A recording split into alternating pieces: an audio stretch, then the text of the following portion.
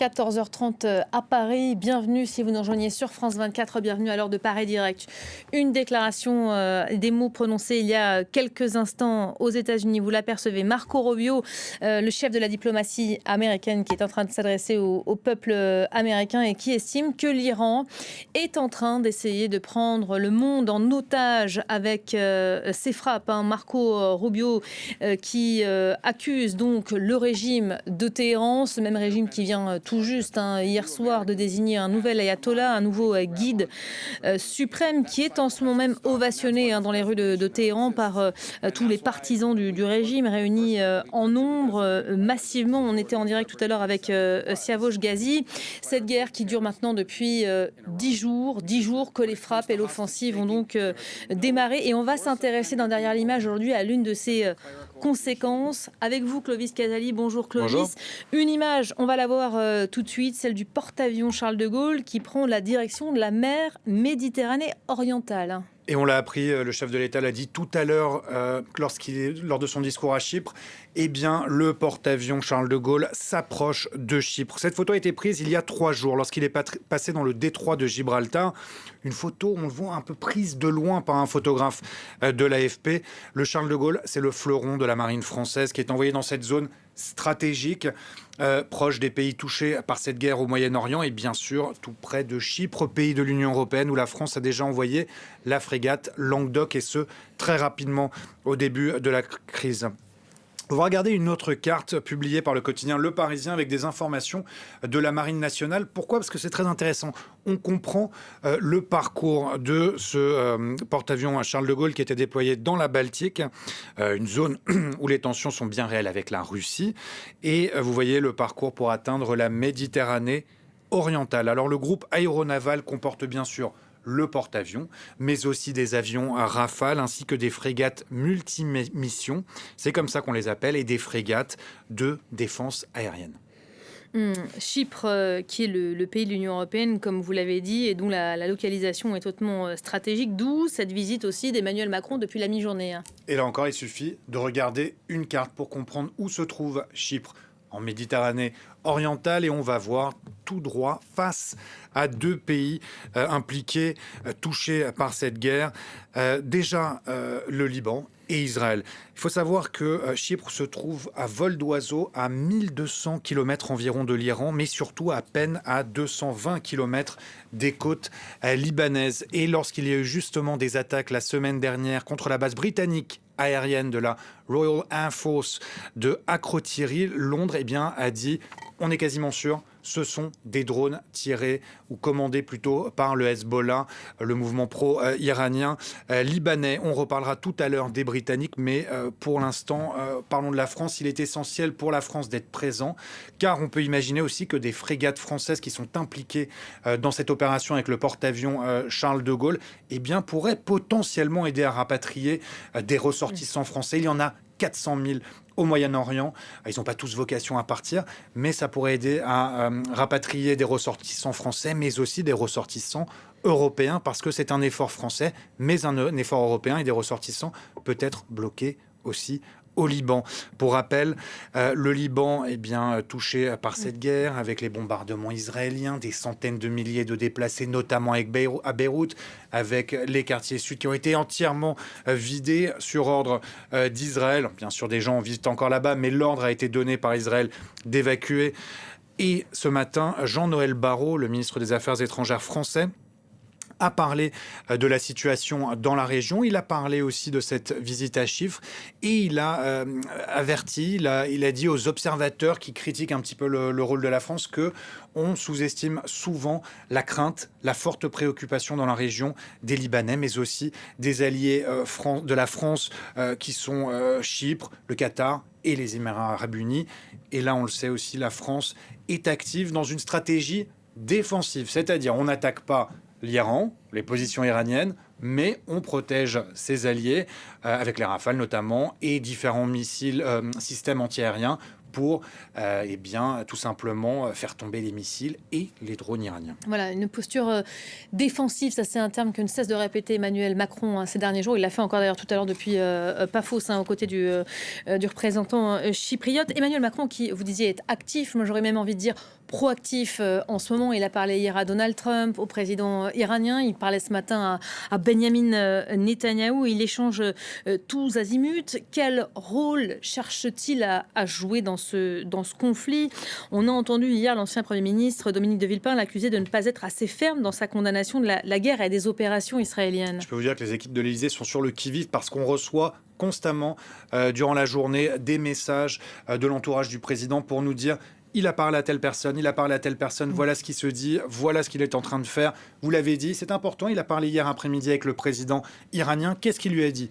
Déjà que c'est une préoccupation première pour la France, la nécessité de libérer Jacques Paris et Cécile Kohler qui sont, faut-il le rappeler, pas encore libérés. Bien au contraire, ils sont encore en Iran, assignés à résidence, si on peut dire, à l'ambassade de France. Eh bien, pour Paris, il faut absolument que l'Iran les libère, les laisse quitter le territoire et cesse aussi immédiatement ces frappes contre les pays de la région dont on a parlé tout à l'heure, les alliés notamment de la France avec qui il y a des partenariats stratégiques, militaires, d'entraide. Le président français qui a parlé avec Donald Trump, et là on peut imaginer qu'il a essayé de faire pression, au moins qu'il lui a demandé au président américain de faire quelque chose vis-à-vis d'Israël pour arrêter les opérations au Liban. Et il en a parlé durant cette conférence de presse à Chypre, le président de la République. Le Hezbollah s'est rendu coupable d'attaques contre Israël et a donc provoqué cette situation. Il faut que le Hezbollah arrête ses attaques, mais aussi qu'Israël ensuite arrête ses opérations aussi. La France très préoccupée par le sort du Liban, un pays ami, un pays frère. On va peut-être écouter le président de la République, Emmanuel Macron, tout à l'heure, il y a quelques minutes à peine, à Chypre, et qui résume bien le but de sa visite. Vous allez l'entendre, les objectifs sont nombreux. Cette mobilisation de notre marine est inédite. Elle se fait évidemment avec la mobilisation aussi de nos forces aériennes et terrestres dans la région, et elle manifeste la volonté de la France de contribuer à la désescalade, à la sécurité de nos ressortissants, à la sécurité de nos partenaires et à cette libre navigation et cette sûreté maritime à laquelle nous voulons, par ce biais, œuvrer. Voilà, le chef de l'État qui, on l'apprend à l'instant, vient de quitter Chypre il y a quelques instants. Une visite qui suscite beaucoup d'attentes de la part des Chypriotes, c'est cela ? Oui, et le président de la République, pour information, sera tout à l'heure sur le porte-avions Charles de Gaulle. Vous pourrez le suivre sur notre antenne, où il va prononcer quelques mots certainement pour galvaniser, si on peut dire, le moral des troupes. Dire en tout cas que c'est important, que c'est une mission essentielle pour la France, mais aussi pour l'Europe. Oui, il n'était pas seul, bien sûr, durant cette visite. Il y avait à ses côtés le Premier ministre grec Mitsotakis, Emmanuel Macron qui s'est entretenu ces derniers jours avec lui, mais aussi avec l'Italienne Giorgia Meloni pour, nous dit-on, coordonner les efforts militaires dans cette Méditerranée orientale en vue d'aider Chypre et plus généralement œuvrer à la liberté de navigation aussi en mer Rouge. Le président chypriote Christodoulidis aussi a prononcé des mots forts juste avant l'arrivée du président de la République pour dire que la sécurité de Chypre, c'est la responsabilité collective de l'Union européenne. Et là, c'est intéressant parce que ça fait complètement écho à ce qu'a dit Emmanuel Macron quand il a dit « quand c'est Chypre qui est attaqué, c'est l'Europe qui est attaquée ». Il faut des mesures claires et concrètes, a dit le chypriote, pour défendre les frontières européennes. Et il a par ailleurs, et là c'est assez intéressant aussi, il a répondu à une question sur des informations qui circulent au Liban, dans la presse libanaise, au sujet de potentielles discussions, négociations entre Libanais et Israéliens qui pourraient avoir lieu à Chypre dans les prochains jours. Le président chypriote a un petit peu botté en touche en disant « En tout cas, on est prêt, si besoin, on est là ». Bon, le Liban qui a quand même décidé de reporter de 2 ans des élections législatives qui étaient censées avoir lieu en mai prochain. C'est dire à quel point la situation est appréhendée avec quand même beaucoup d'inquiétudes et d'incertitudes. La France, la Grèce ne sont pas les seuls à avoir envoyé des moyens maritimes en Méditerranée orientale. Oui, on l'a dit, la France, la Grèce, l'Italie, mais aussi les Allemands. Et on va voir une image d'un navire allemand qui est à Chypre, actuellement une frégate. Et on a aussi, c'est ce navire-là, il y a aussi l'Espagne qui a annoncé qu'elle allait envoyer une frégate à Chypre. On sait, Pedro Sanchez, l'Espagne particulièrement remontée contre cette guerre, contre Donald Trump, provoquant la foudre de Washington. En tout cas, ce qui est intéressant avec cette mobilisation des Européens, c'est que oui, c'est pour sécuriser la Méditerranée orientale, les frontières d'un membre de l'UE, faut-il le rappeler, Chypre, mais c'est aussi en vue de garantir la liberté de navigation et la sécurité de la mer Rouge jusqu'au détroit d'Ormuz. C'est ce qu'a dit Emmanuel Macron. Il ne l'avait pas dit ces derniers jours. Et le Quai d'Orsay ne disait pas la même chose quand il s'agissait d'expliquer le départ du porte-avions Charles de Gaulle vers cette mer Méditerranée. On ne parlait pas du détroit d'Ormuz. Cette fois-ci, le chef de l'État l'a fait à Chypre. Et il l'a dit qu'il y aurait des efforts très importants avec 8 frégates, plusieurs forces pour, je l'ai noté, je ne le connaissais pas de tête, 8 frégates, 2 porte-hélicoptères et le porte-avions. Ce sera le total pour sécuriser la mer Méditerranée orientale, mais aussi la mer Rouge et le détroit d'Ormuz. Alors, Emmanuel Macron a quand même précisé, on va attendre un petit peu que le conflit se calme, que les attaques soient moins fortes pour sécuriser des navires, notamment pour le transport du pétrole, dans ce détroit d'Ormuz. Et on le fera de manière pacifique, dit-il, défensive, en clair, escorter les navires sans prendre part au combat. Et il y a plusieurs séquences qui sont en train de se jouer en parallèle. Il y a les ambassadeurs de l'Union européenne qui sont actuellement réunis à Bruxelles. Et d'ailleurs, à ce titre, Jean-Noël Barrot, chef de la diplomatie française, a déclaré ce matin, parlait de la résistance à la brutalisation du monde. Elle est en train de s'organiser en Europe. Je vous cite cette phrase parce que à l'instant, on apprend que l'Union européenne, en tout cas, elle se dit prête à renforcer, je cite, ses missions de protection du trafic maritime. Donc on est en plein dedans. D'un côté, Emmanuel Macron à Chypre, de l'autre à Bruxelles, les Européens qui parlent d'une même voix. Le Royaume-Uni aussi, n'oublions pas le Royaume-Uni de l'équation. Ce qui est intéressant, c'est que l'Europe est obligée d'agir. Pourquoi ? Parce qu'il y a des retombées très claires sur les économies européennes.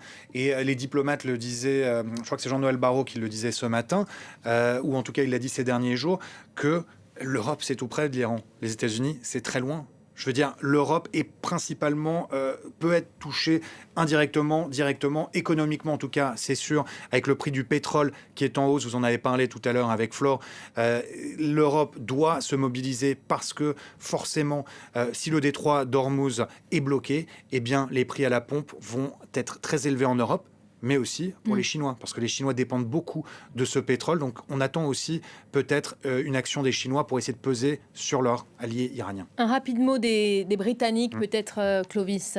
Avec une image, samedi, des manifestations anti-britanniques à Chypre, qui abrite 2 bases militaires britanniques et les Britanniques qui sont accusés de ne pas faire assez par certains, notamment avec un navire qui tarde à quitter Portsmouth pour venir dans la zone. Mais ces manifestants, eux, pensent tout simplement que la présence britannique fait de Chypre une cible potentielle. Et pour petite précision aussi, les Britanniques ont accepté que ces bases servent aux Américains pour leurs opérations. Alors là encore un peu comme les Français, les Britanniques disent les Américains ont le droit d'utiliser nos bases, mais seulement pour des opérations dites défensives, donc protéger les pays du Golfe, par exemple, ou Chypre, mais pas pour des opérations offensives contre l'Iran, donc pas pour viser des cibles sur le sol iranien. Et Téhéran le dit depuis plusieurs jours, ce serait un acte d'agression, si c'était le cas. Merci beaucoup Clovis Casali. J'ajoute qu'à l'instant, l'OTAN confirme avoir intercepté un nouveau missile se dirigeant vers la Turquie. Annonce du porte-parole de l'OTAN. Les défenses aériennes de l'Alliance en Méditerranée disent avoir abattu donc, cet engin tiré depuis l'Iran et qui était entré dans l'espace aérien turc. Il s'agit donc du 2e missile balistique iranien ayant ciblé la Turquie qui, je vous le rappelle, est membre de l'OTAN. Ça pourrait constituer encore une nouvelle nouvelle étape dans l'escalade qu'on est en train de vivre et qu'on va continuer à commenter évidemment sur cette antenne. La Turquie qui a envoyé des F-16 à Chypre ce matin dans la autour de partie Chypre. turque de l'île. En réaction, évidemment, on vous l'a raconté dans cette émission. Restez évidemment avec nous. L'info se poursuit avec tout de suite un grand format. C'est le focus du jour. Regardez.